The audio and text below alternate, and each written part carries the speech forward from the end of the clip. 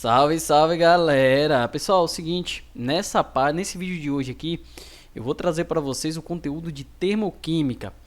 Esse vídeo ele foi do nosso aulão, do aulão pro Enem que nós fizemos, tá bom? E aí a gente fez uns cortezinhos, deu uma editada e trouxe só a parte de termoquímica. Tem muito conteúdo bom aqui, viu?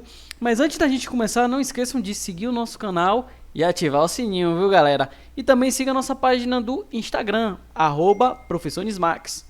Sem mais delongas, vamos pro vídeo.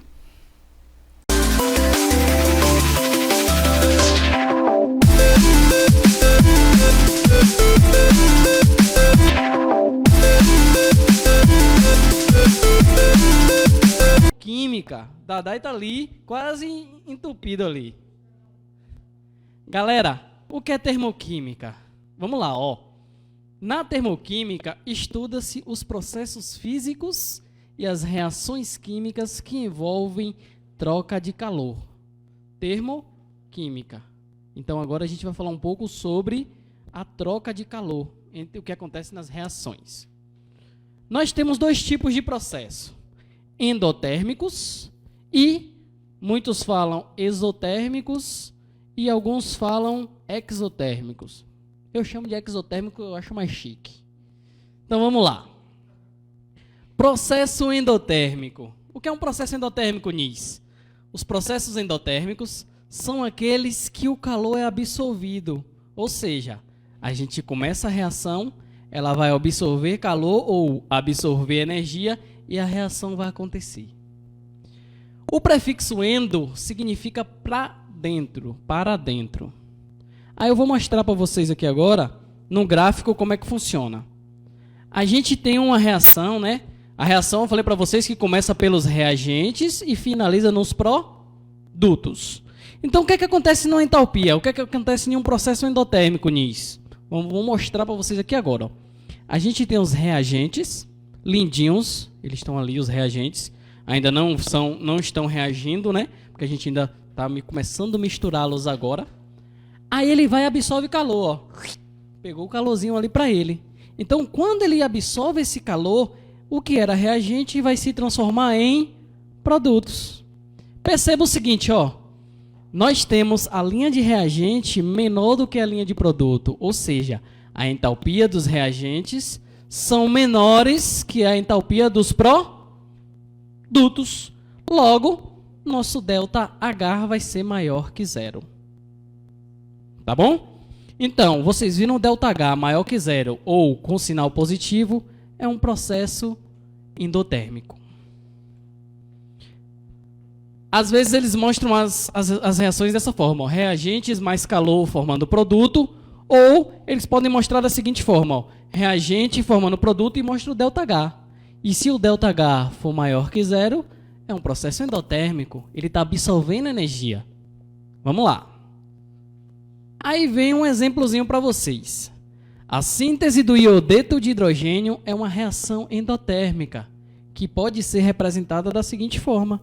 A gente tem, ó, gás hidrogênio reagindo com gás iodo, formando o iodeto de hidrogênio. Aí o ΔH aqui, ele está o quê? Qual é esse sinalzinho que está na frente ali? Positivo. Então, se na reação mostra o ΔH para vocês, e esse ΔH é positivo, a reação é endotérmica, ou seja, ela precisa absorver energia para aquilo ali acontecer, senão não vai acontecer. Tudo bem? Graficamente mostrando para vocês. A gente tem ali ó, o gás hidrogênio e o gás iodo absorvendo energia e formando o produto, o iodeto de hidrogênio. Aí a gente percebe o quê? Ó, que a variação, que os reagentes eles são menores que os produtos. Ou seja, ΔH positivo, reação endotérmica. Aí agora vem o exotérmico. Olha como é chique, fala a verdade. Exotérmico, exotérmico. Chique demais.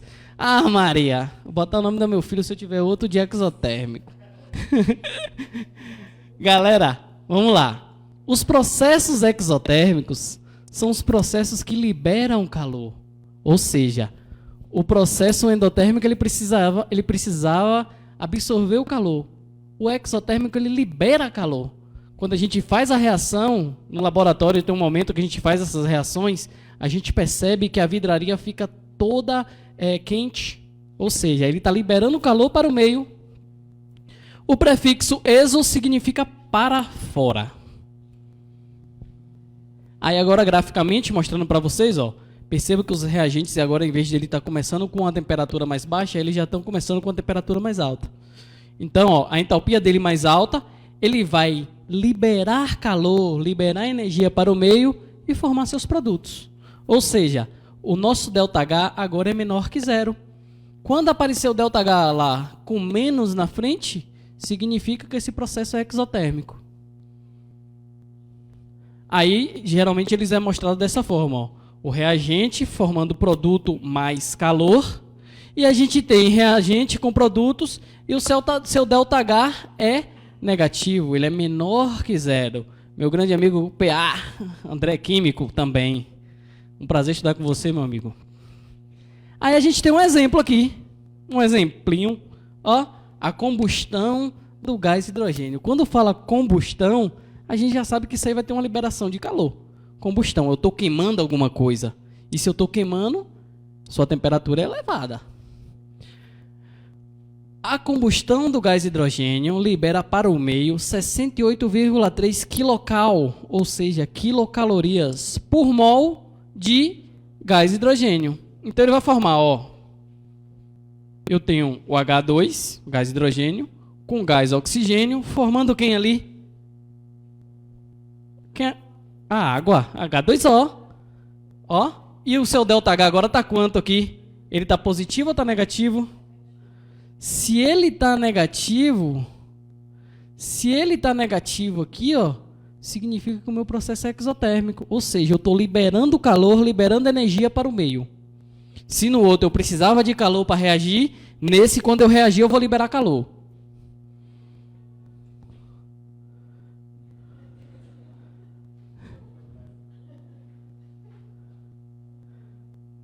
Deixa eu tirar o laser, porque aí não pula. Aí no gráfico, galera, ó, perceba.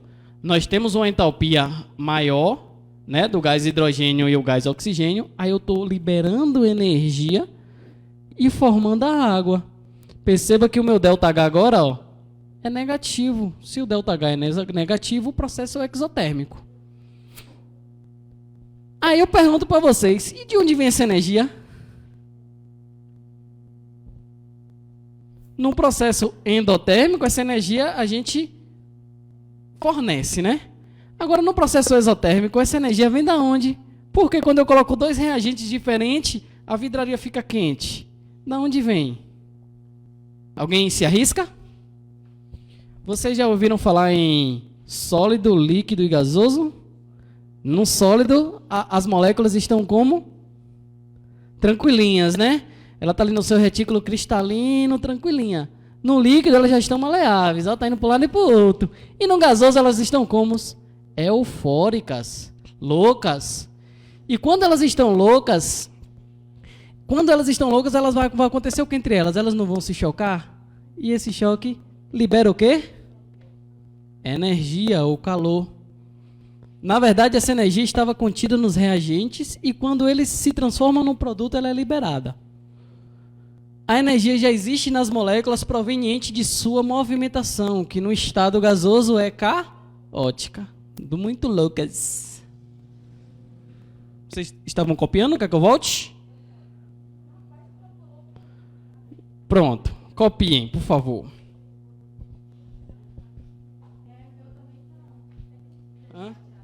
Ah, tá bom. Depois eu mando para vocês o slide. Então, vamos lá. Galera, dentro da termoquímica, a gente tem um assunto chamado entalpia.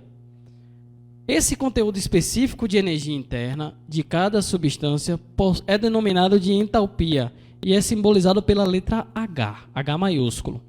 Só que, galera, essa entalpia, até hoje, a gente não consegue determinar o seu valor exato. A gente não sabe qual é o valor exato de uma entalpia.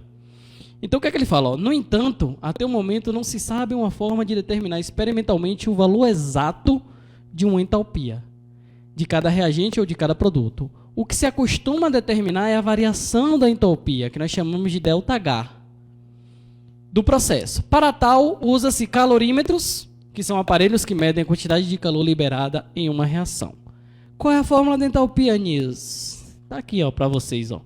Entalpia não, né? Variação de entalpia. ΔH é igual a H final menos H inicial, ou vocês podem fazer o ΔH pelo H dos produtos menos o H dos reagentes. Eu falei para vocês, o começo da reação é o reagente e o final é o produto. Copiaram? Posso pular? Tô calmo, tô tranquilinho. Mais cedo eu tava nervoso, agora eu já tô mais de boa. Comi cachorro quente, tô tranquilão.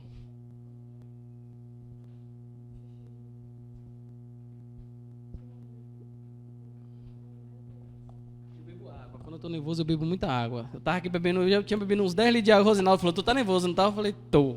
Ele percebi. Pronto? Essa fórmula no decorrer dos slides, vocês vão ver ele mais vezes. Aí só para lembrar, vamos lá, lembrando, ó, só para lembrar. Se o valor der negativo, isso significa que a reação é exotérmica, pois foi liberado o calor e o valor das entalpias dos produtos é menor que a entalpia dos reagentes. Segundo ponto para a gente lembrar, se o ΔH der positivo, a reação ela é endotérmica, pois com absorção de energia, a entalpia dos produtos será maior que a dos reagentes. Aí eu tenho ali dois, ó, ΔH menor que zero, ou seja, negativo, ela é exotérmica. E se o ΔH der maior que zero, ela é endotérmica. Posso pular? Posso, né? Aí, galera, dentro da termoquímica a gente tem a equação. Equação termoquímica. Ah, Nis, o que é que tem nessa equação? Ela indica pra gente a variação da entalpia. Ó, tá aqui escrita, ó, ΔH é igual a menos 572 kJ. Ela dá pra gente os estados físicos da substância. Ó. Ele fala que o hidrogênio gasoso reagiu com o gás oxigênio gasoso e formou a água líquida. Ele dá pra gente também esses estados da substância. Ele vai dizer, você olhando uma reação química, ele vai dizer se ela é sólida, líquida, gasosa ou aquosa. Ah, Nis, o que é uma solução aquosa? A gente pegou um reagente e misturou ele com água. Aí ele está aquoso. Entenderam? E mostra também as condições de temperatura e pressão. Mas, Nis, ali não está falando ali as condições. Galera, quando não mostra a temperatura nem a pressão, vocês têm que ter em mente que a temperatura é 25 graus e 1 atm. Se a questão não mostrar para vocês nem a temperatura e nem a pressão, tenha isso em mente. O valor daquilo ali vai ser 25 graus de temperatura e 1 atm de pressão. Aí agora a gente vai falar um pouco da lei de Hess. Deixa eu voltar, porque me olharam para mim aqui com um olhar de assassinato. Voltei.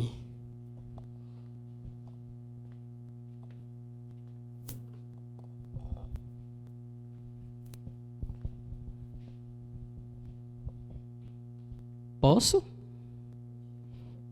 Valeu. Aí vem agora a lei de Hess, velho. O que diacho é a lei de Hess? Essa lei foi experimentalmente desenvolvida por Germain Henry Hess. E ele estabeleceu o seguinte, ó, a variação da entalpia em uma reação química depende apenas dos estados iniciais e final da reação, independente da quantidade de reações. Ou seja, galera, eu posso ter 10 reações para chegar no meu produto final. Se eu souber a entalpia final e a entalpia inicial, já está tudo lindo. Eu consigo calcular. Não é não, Bequinha? Então vamos lá. Como a lei de Hess ela pode ser calculada? Como eu vou poder calcular essa lei de Hess? Poxa, o cara me falou lá que é só pegar o final e subtrair pelo inicial. Olha lá, ó. A variação da entalpia pode ser calculada subtraindo a entalpia inicial da entalpia final.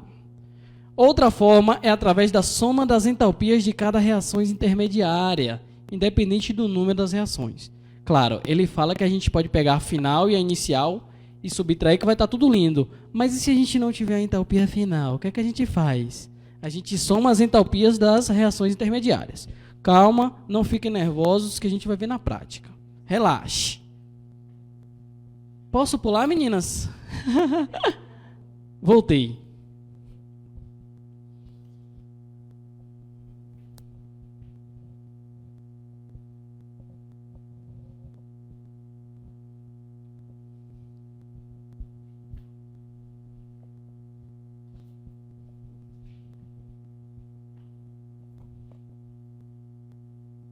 Pronto? Opa. Você também deve saber que a lei de Hess pode ser calculada como uma equação matemática. Para isso é preciso a gente saber algumas ações. Isso aqui, galera, a partir de agora sim vocês têm que anotar mesmo, porque isso aqui a gente não pode esquecer. A primeira coisa que a gente tem que saber: ao inverter uma reação química, nesse caso, o valor do ΔH também deve ser invertida. Ou seja, se eu tenho ali, ó, gás nitrogênio com gás hidrogênio formando amônia, eu vou ter um ΔH menos 22 quilocals. Onise, se eu inverter essa equação, se eu botar agora a amônia se decompondo em gás nitrogênio e gás hidrogênio, aí o valor do ΔH nós também teremos que inverter. Se ele está positivo, ele vai ficar negativo. Exatamente. É porque essa reação aí, galera, ela pode ter um sentido direto e um sentido inverso. Ela pode se transformar em amônia, mas a amônia também ela pode se decompor formando os gases iniciais. Vou clicar aqui de novo, olha lá, ó, coloquei ela invertida. Ó. No primeiro momento nós tínhamos isso mais isso formando isso. Agora a gente tem o contrário.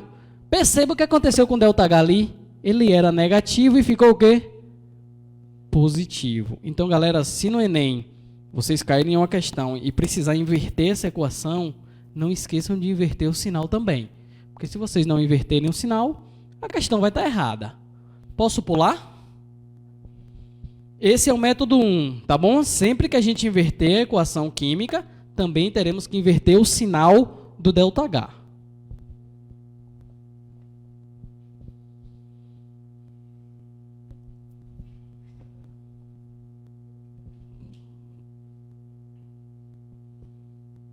Posso?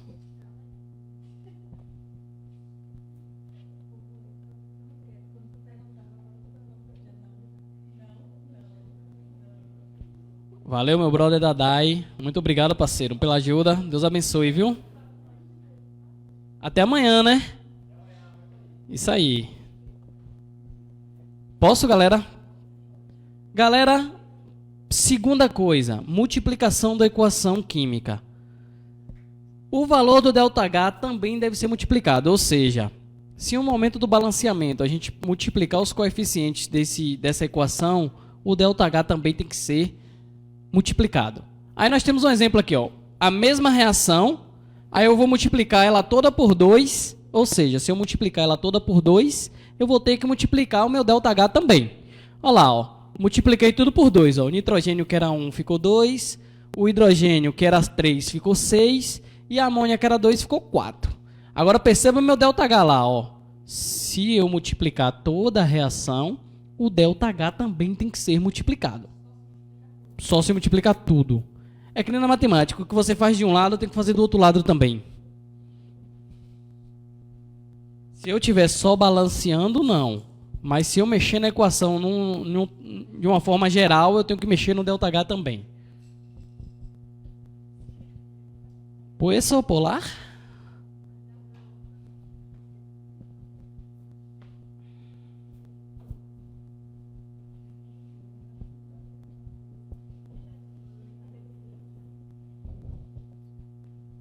Quando vocês entrarem na faculdade, vocês vão ver que letra bonita não existe mais. O professor não dá esse desconto não, não é não, André? Quando a gente está lá escrevendo, que pensa que está finalizando, o professor já pagou o quadro todo. E lá não é slide, é escrito. Pelo menos na minha realidade lá era escrito, né? O professor de cálculo não gostava de slide, ele ia direto para o quadro. Vou pular, posso? Galera, se a gente multiplica, a gente também divide, não divide? Na divisão é o mesmo esquema. Se eu dividir os coeficientes estequiométricos, a gente também divide o valor de nosso ΔH. Olha lá, ó. Nós temos o gás hidrogênio com o gás oxigênio formando água. Aí eu dividi por 2, ó. Ficou um gás hidrogênio, meio gás oxigênio e a água. E eu percebo que meu ΔH, o que aconteceu? Ele era menos 572, dividir por 2 ficou menos 286. Se ele é negativo, ele é endotérmico ou exotérmico? Muito bem. Se ele é negativo, ele é exotérmico. Posso pular?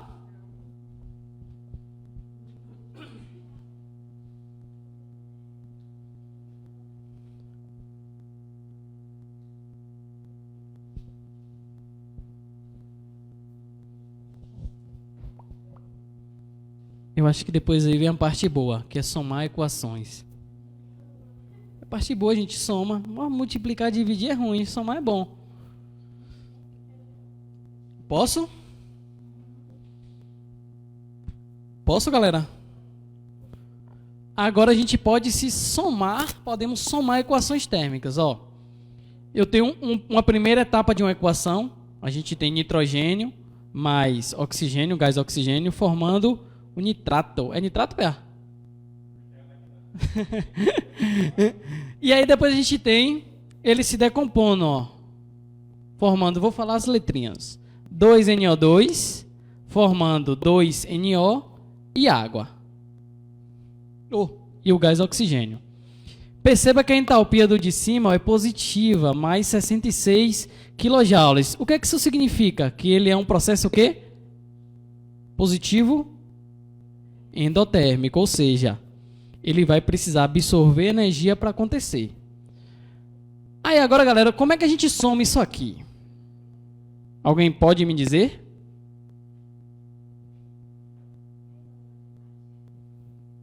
É igual na matemática.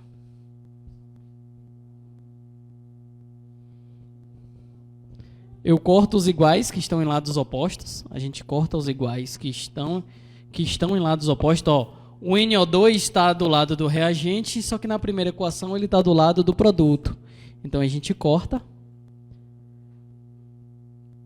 Corto o oxigênio pelo oxigênio, só que aqui vai sobrar um. Vocês concordam comigo? Beleza. Não esqueçam de olhar esses detalhes. Aí vai ficar como? Ó, N2 mais um oxigênio que sobrou. Tá vendo? Formando 2NO. E as entalpias, galera, a gente soma. Olha lá, ó. 66 com 113 vai dar 179. Quando a gente faz esse processo de somas de reações, a gente também soma o ΔH. Agora não esqueçam, a gente só pode cortar se tiver do lado oposto. Se tiver do mesmo lado, não pode. Tá bom? Tudo bem?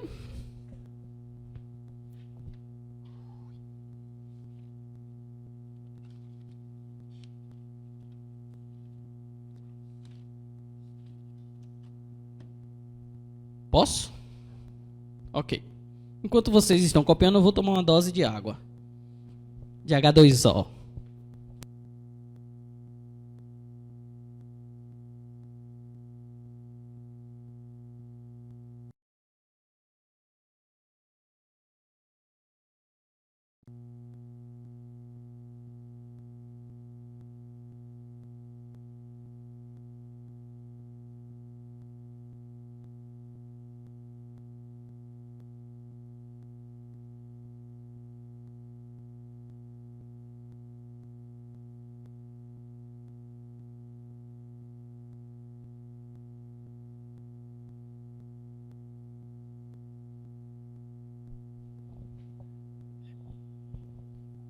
E o de baixo é mais 13. Então são processos o que, galera? Se é positivo, é um processo o quê?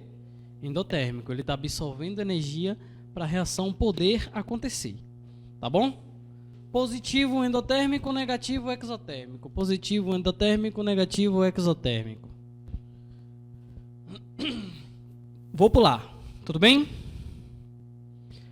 Aí agora, deixa eu ver, podemos calcular a variação da entalpia de uma reação a partir das entalpias de formação da substância que participam da reação. Ah, agora é cálculo. Deixa eu ver se eu coloquei... Ah, tá. Show. Galera, é o seguinte, ó. Isso é um exemplo. Ó. Nós temos óxido de magnésio reagindo com alumínio, formando magnésio e também formando o trióxido de alumínio, né? O óxido de alumínio, a galera gosta de chamar assim. Aí eu falo para vocês, galera. A gente tem aqui, ó, o valor da entalpia, ó, da entalpia de formação do trióxido de alumínio e a gente tem o valor da entalpia de formação do óxido de magnésio. Aí eu pergunto para vocês, por quê? Por que falar que nem o povo mais antigo? Por que cargas d'água a gente não tem o valor da formação da entalpia do alumínio e do magnésio? A questão só me dá do trióxido, vocês concordam comigo? Ela só me dá a entalpia de formação do trióxido e a entalpia de formação do óxido de magnésio. Mas a questão não me dá do alumínio e do magnésio. Vocês concordam comigo que esses dois rapazes, eles são substâncias simples? São substâncias simples, não são? Se eles são substâncias simples, a sua entalpia é zero. Sempre que a reação tiver substância simples, a entalpia dessa substância é zero. Por isso que a conta não mostra. Mas ela já não mostra de propósito para você ficar doido tentando achar a entalpia deles. Mas se são substâncias simples, a sua entalpia é zero. Se eu sei isso, eu vou brocar no Enem. Ah, Maria. Ô Nis, e como é que eu vou resolver essa questão? Que eu tenho as entalpias de alguns reagentes, mas ele quer saber a entalpia da formação das substâncias. Ele quer que eu calcule a variação de entalpia. Qual foi a fórmula de Hess que ele falou pra gente?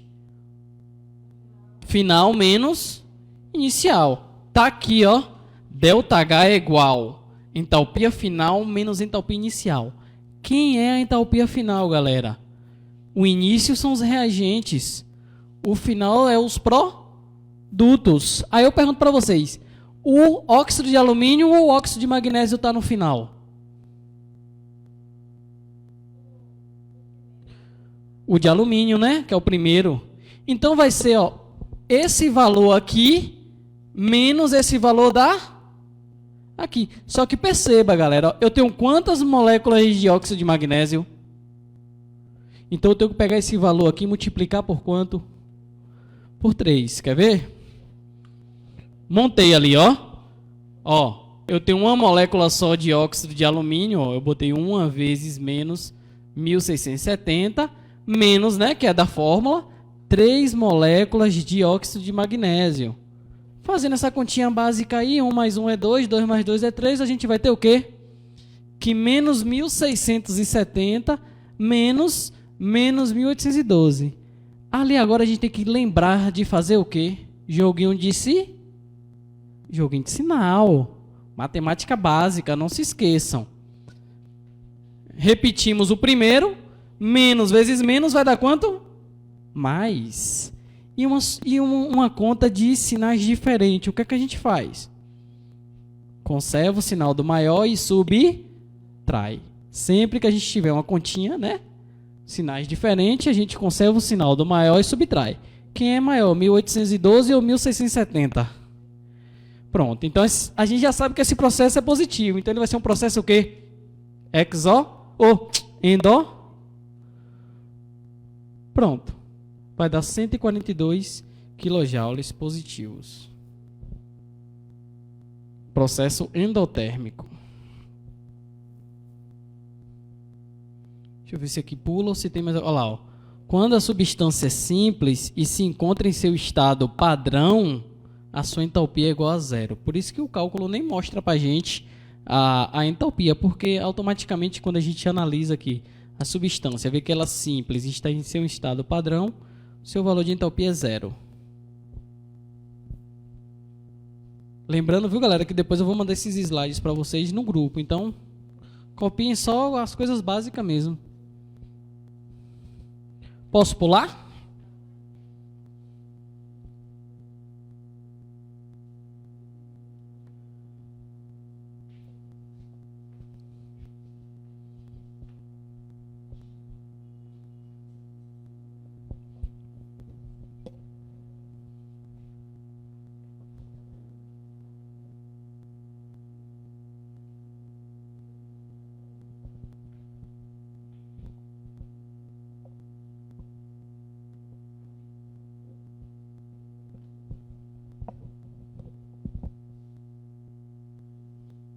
Pronto? Vou pular, viu? Pra gente adiantar, senão não dá tempo para passar todos os slides para vocês hoje ainda. E por último, galera, a gente vai falar um pouco da energia de ligação. O que é energia de ligação nisso? É energia absorvida, envolvida, ou seja, absorvida. Se ela é absorvida, é um processo o quê? Se eu estou absorvendo energia para poder acontecer? Endotérmica. Na quebra de um mol de uma determinada ligação, supondo todos no estado gasoso, a 25 graus e 1 atm. Galera, a gente tem aqui o gás hidrogênio. Nós temos dois hidrogênios ligados covalentemente. Vocês sabem o que é uma ligação covalente, não sabe? Quando a gente compartilha elétrons, não é isso? Só que para a gente quebrar uma molécula dessa forma aí, o que é que a gente faz para quebrar essa molécula? Eu vou fornecer uma energia. Quando eu fornecer essa energia, eu vou ter dois hidrogênios elementares. Perceba, na quebra de uma molécula de gás hidrogênio, eu formei dois hidrogênios elementares e meu ΔH foi endotérmico, né? Porque eu estou precisando absorver energia para isso acontecer, e foi de 435,5 kJ por mol. No processo de quebra de ligação, de energia de ligação, a gente vai ter o quê? A nossa fórmula, ΔH é igual à soma dos reagentes menos a soma dos produtos. Deixa eu ver se tem aqui. ΔH é a variação de energia. Aqui é um sinal de soma, certo? Soma de energias necessárias para quebrar cada ligação no reagente. E a soma de energias necessárias para formar cada ligação no produto. Aí eu pergunto para vocês. Se para quebrar a gente precisa de energia, absorver energia. Depois de formado, a gente precisa o quê?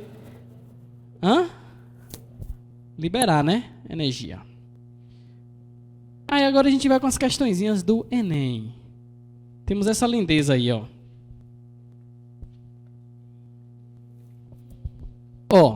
o gás hidrogênio é considerado um ótimo combustível.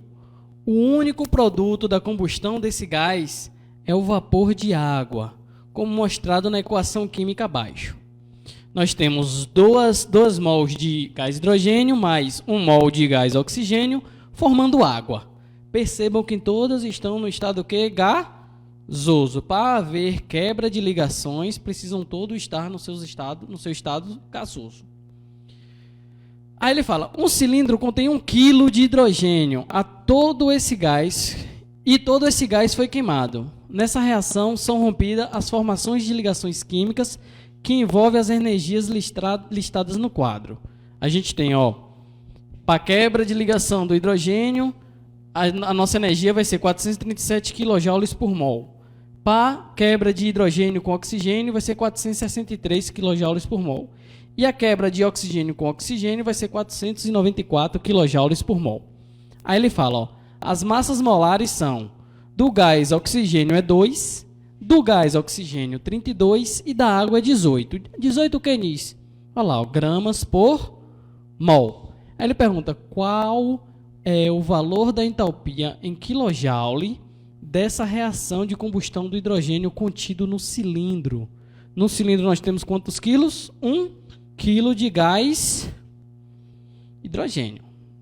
Então, primeiro, a gente vai ver na reação quanto vai ser queimado de energia, quanto vai ser utilizado de energia, e depois a gente vai fazer uma análise de 1 quilo, quanto seria. Tudo bem? Então, vamos lá. Galera, eu vou escrever a reação dessa forma aqui, Nós temos 2 gás hidrogênios, eu vou escrever assim, mais nós temos 1 gás só oxigênio, formando água, que é H2O, só que são 2 moléculas, né? E H2O. Beleza. Eu falei para vocês o quê? Que na quebra de energia, esse processo ele vai ser o quê? Endotérmico. Então, vamos lá, Estou quebrando uma molécula de hidrogênio e estou quebrando uma molécula de hidrogênio, ou seja, estamos quebrando 2 moléculas. Bota aqui, ΔH é igual. Estou quebrando duas moléculas.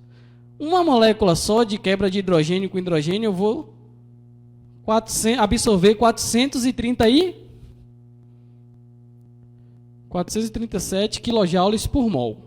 Tudo bem até aí? Não entenderam? Quer que eu volte? Vou voltar. Ele me falou lá anteriormente, deixa eu apagar isso aqui que eu desenhei, que eu escrevi.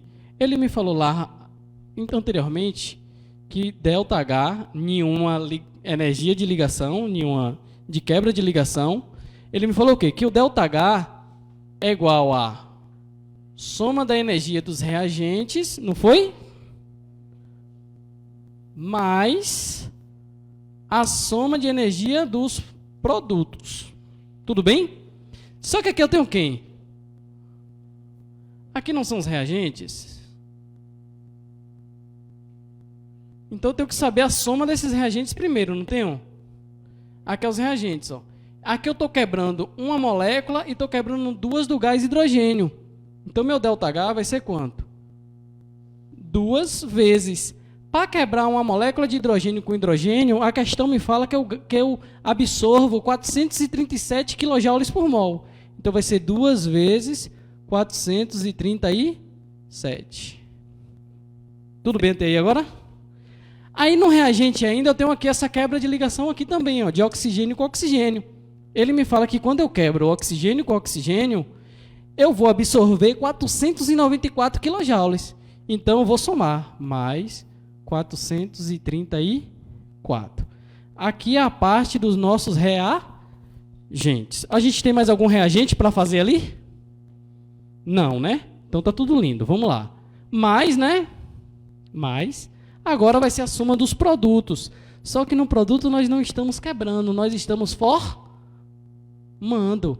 Então, se aqui eu quebrava e era um processo endotérmico, cá vai ser um processo exotérmico. Então, isso aqui vai ter que dar um valor o quê? Negativo. Então, vamos lá. Ó.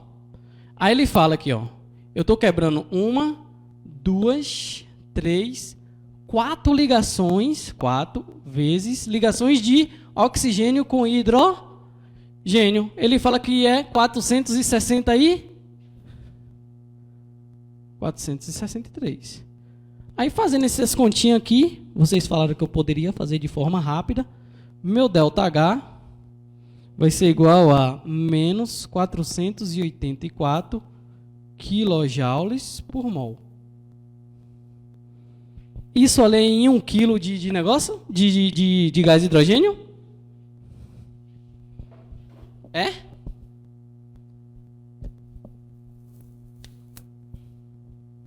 Não. Não é. Terminei de copiar essa parte aí.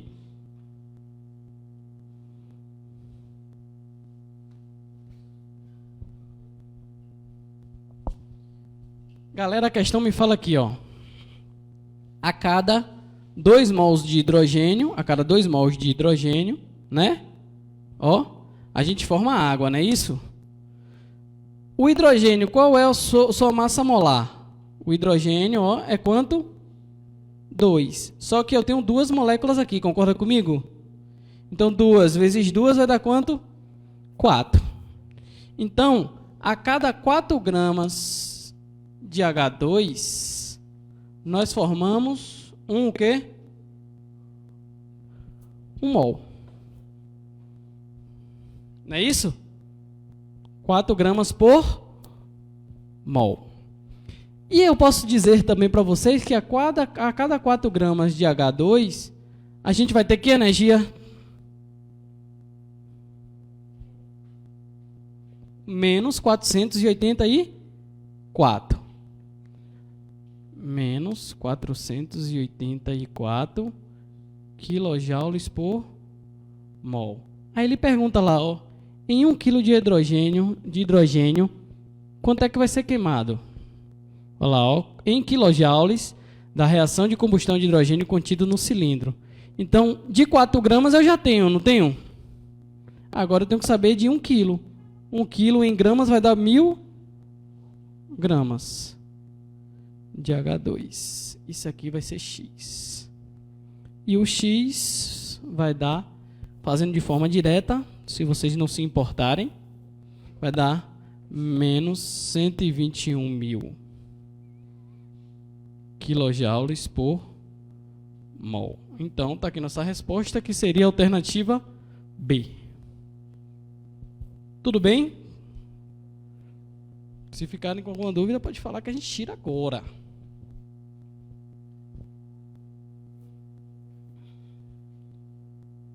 Porque aqui, galera, ó, nesse primeiro momento, a gente pegou o valor do ΔH na reação. Só que a questão pergunta, quando eu utilizar 1000 gramas de gás hidrogênio, quanto é que a gente vai ter de energia nessa combustão? Então, se quando eu tinha apenas 4 gramas do hidrogênio aqui, ó, a gente teve essa energia, então quando eu tiver 1000 gramas, né, que é 1 quilo, eu vou ter qual energia? É isso que a questão quer saber, tá bom? Então tá aí ela resolvida para vocês. Seriam certa a alternativa B. Posso pular?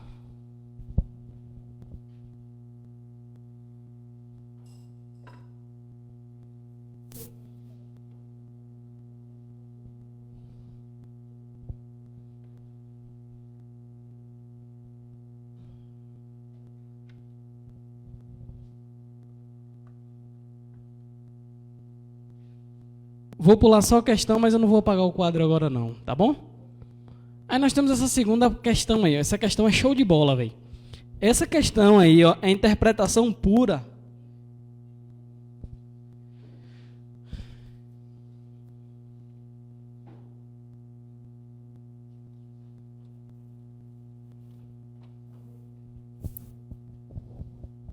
Interpretação pura.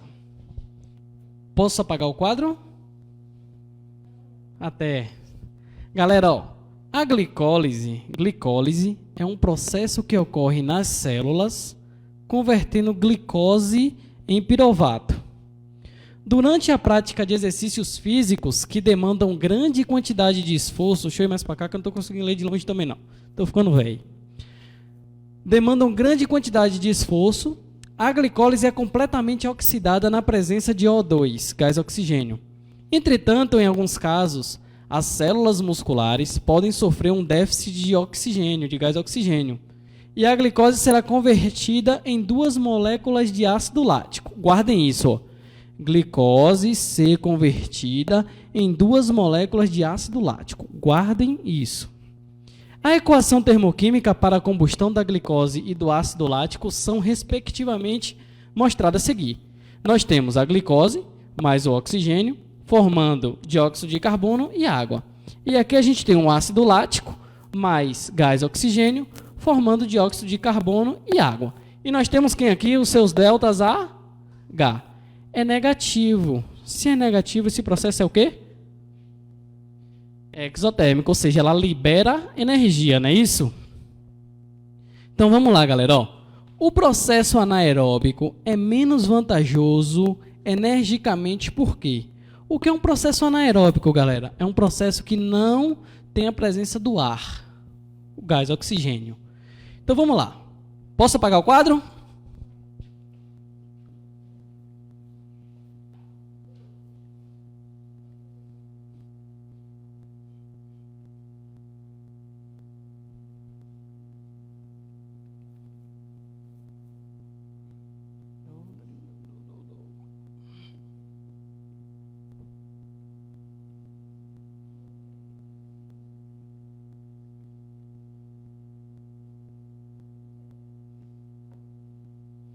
Então, galera, ó, é o seguinte. Ele quer que a gente converta a glicose em 2 moléculas de ácido lático. Foi o que eu pedi para vocês guardarem. Então, o que é que ele quer? Ó, ele quer que de uma molécula de glicose, que é C6H12O6, a gente saia dela e converta em 2 moléculas de ácido lático. Quem é o ácido lático? CH, deixa eu pescar, 3, CH, eu tenho um caderno aqui na NIS, OH, COOH. Isso aqui é um ácido lático. Ele quer que a gente converta uma molécula de glicose em 2 moléculas de ácido lático. Galera, eu pergunto para vocês uma coisa. Nossa glicose é o reagente e o nosso ácido lático é o produto.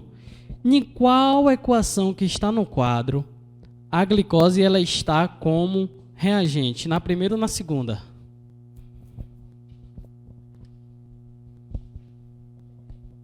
Na primeira, né? Então vamos escrever ela. Se a glicose já está onde eu quero, na parte dos reagentes, eu não vou mexer na equação, porque já está onde eu quero. Eu quero que a glicose ela seja reagente. Então a gente repete, ó. C6H12O6 mais 6 moléculas de água, de oxigênio, formando 6 moléculas de gás carbônico mais 6 moléculas de água. E isso aqui, o nosso ΔH vai ser igual a menos 2.800 kJ. Show de bola. Agora perceba, ele quer que a gente converta isso aí em 2 moléculas de ácido lático. Na segunda equação, o ácido lático ele está como reagente ou como produto? Na segunda equação lá, percebam comigo, o ácido lático ele não está como produto? Ó, ele está no começo da reação. O ácido lático, ele está como reagente, né, que digo? Reagente. Se ele está como reagente, eu preciso transformar ele que ele seja produto. Se eu inverter aquela equação, ele vai virar produto? Só que quando eu inverto uma equação, o que é que acontece com ela? Eu tenho que mudar o meu valor do ΔH. Se era negativo, ele tem que ficar positivo. Só que, galera, vocês concordam comigo que eu preciso converter ela em quantas moléculas? Em 2. Então, além de inverter, nós temos que multiplicar a equação toda por 2. Ia perguntar? Ah, tá. Então, vamos lá. Vou começar invertendo ela. Ó, vou escrever só as moléculas. CO2. Estou invertendo, viu? H2O. H2O. Formando o ácido lático. CH3, CH, OH, COOH. Como eu inverti ela, ainda tem mais o O2. Como eu inverti ela, o ΔH, que era negativo, ele vai ficar o quê? Positivo. Por que eu não vou botar o valor ali ainda? Porque a gente vai ter que multiplicar ela toda por 2, não é isso? Se eu multiplico por 2, o ΔH também tem que ser multiplicado. Então vamos lá. O CO era 3, multiplicado por 2 fica 6. A água, que era 3, multiplicada por 2, também fica 6. O ácido lático, que era 1, vai ficar 2. E o oxigênio, que era 3, vai ficar 6. E o meu ΔH, que era 1.344, multiplicado por 2, vai ficar 2.688 kJ.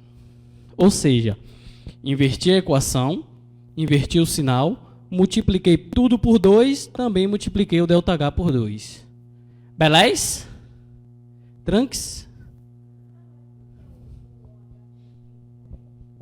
Porque o OH está entre parênteses.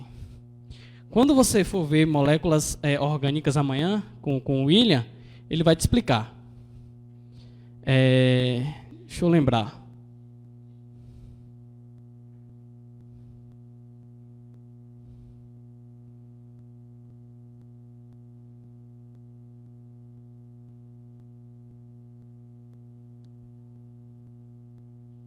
Não lembro. Desculpa. Não lembro. Mas, pelo pouco que eu lembro, se eu não me engano, aquilo é uma ramificação, não é isso, PA? Vai ser uma ramificação na molécula. Por isso que ela está entre parênteses. Então vai ter a molécula, né? Você vai ter a cadeia carbônica. E isso significa que aquele H ali ele é uma ramificação. Tá bom? Vamos lá. Então agora, galera, a gente vai fazer a soma das equações. Tudo bem? Eu falei que na soma das equações, o que tiver de igual no lado inverso, a gente pode fazer o quê? Cortar, ó. 6CO2, ó, vou cortar com 6CO2K.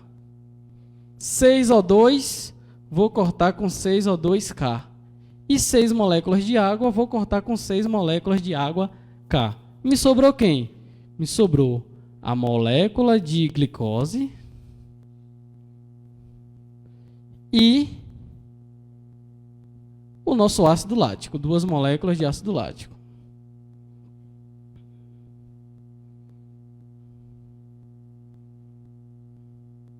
E o ΔH, a gente faz o que com ele? Soma, né? Obviamente. Menos 2.800 mais 2.688. Isso aqui vai dar o quê? Menos 112 kJ por mol. Aí vocês olham aí e falam assim, pronto, já sei. Vai ser a primeira questão lá. Não é assim que a gente fala?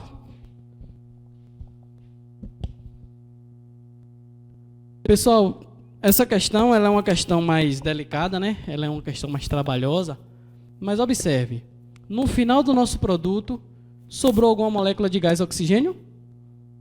No final da soma das equações, sobrou? Sobrou aqui? A gente tem aqui? Não, nós não temos. Então, a gente já vê que esse processo realmente é anaeróbico, ou seja, não tem a presença do ar, né? E a gente vê lá, ó, libera 112 kJ por mol de glicose, letra A. Se está negativo, eu liberei ou absorvi? Sinal negativo, exotérmico, liberação de energia. Então, a questão, a gente já matava ali que era a alternativa A. Tá bom? Deixa eu ver se tem mais. Ah, essa questão aqui agora é top. É uma questão top e uma questão grande ao mesmo tempo.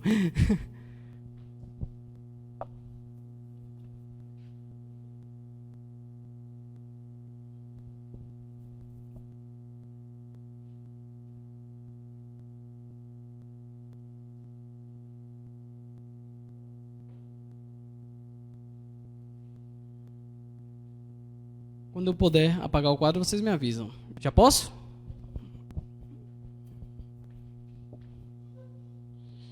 Deixa eu vir para cá para eu ler a questão, depois eu vou para lá para a gente fazer ela.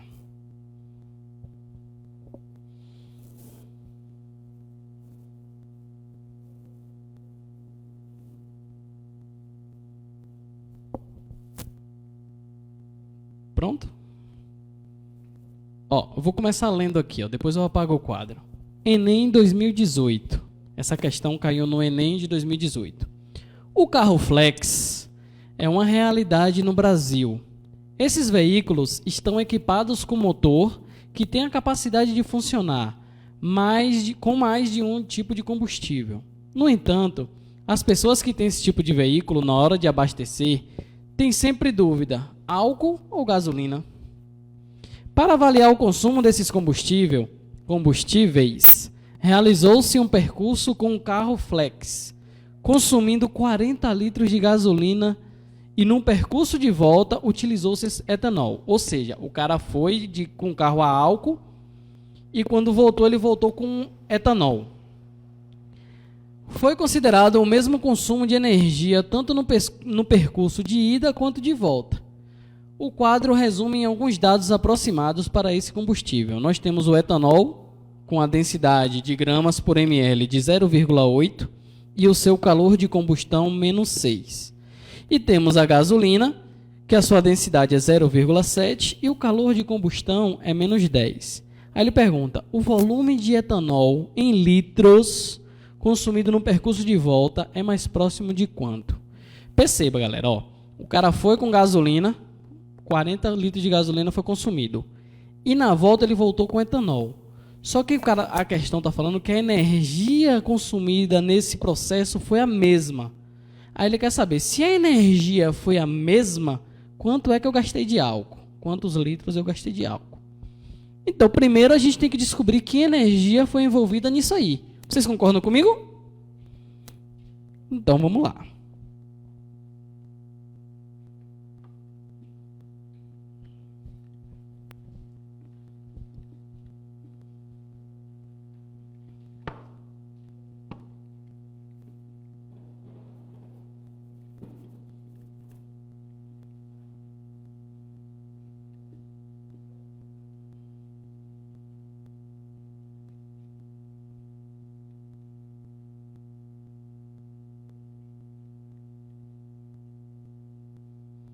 Vamos lá, galera. Ó, primeira coisa que eu vou fazer. A gente vai analisar a densidade da gasolina.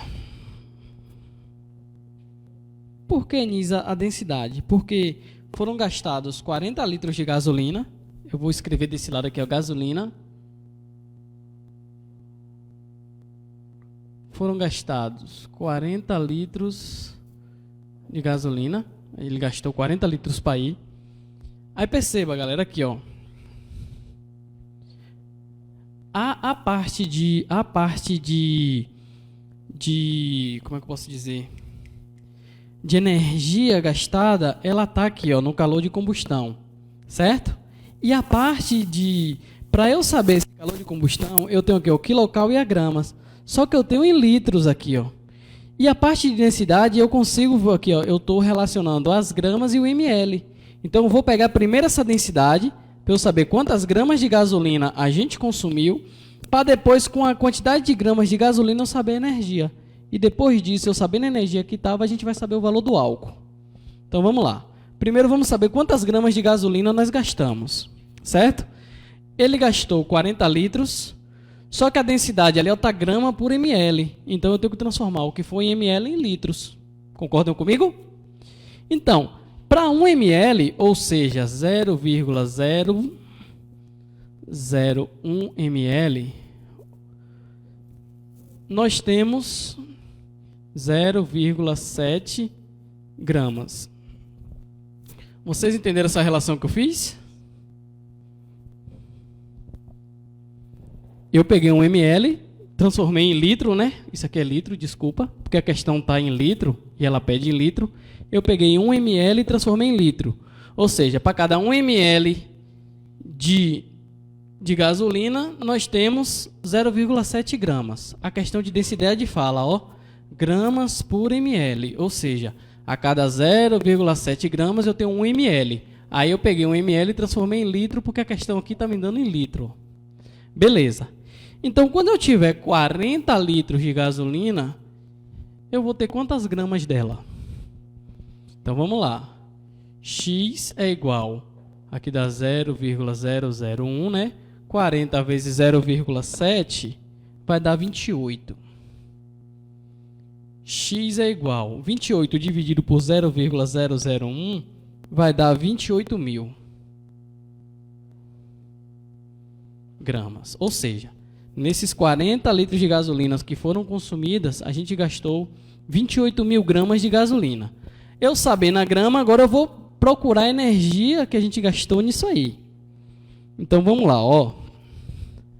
A cada 10 gramas, a cada 10 calorias gastadas, porque esse menos aqui dessa conta só é para me indicar isso. Se a energia ela foi se ela foi absorvida ou liberada. Então, no nosso cálculo ali, a gente não vai utilizar esse menos, porque esse menos só é para isso, para dizer se a energia ela foi liberada ou absorvida. Então, a cada 10 quilogramas eu vou ter 1 grama. A cada 10 quilocals eu vou ter 1 grama. Então, vamos lá.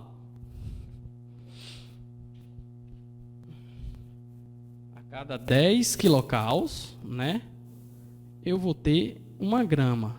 Então, se eu tiver 28.000 gramas, qual vai ser minha energia? Qual vai ser minha energia? Regra de 3 simples. Isso aqui, x vezes 1 vai dar x, né?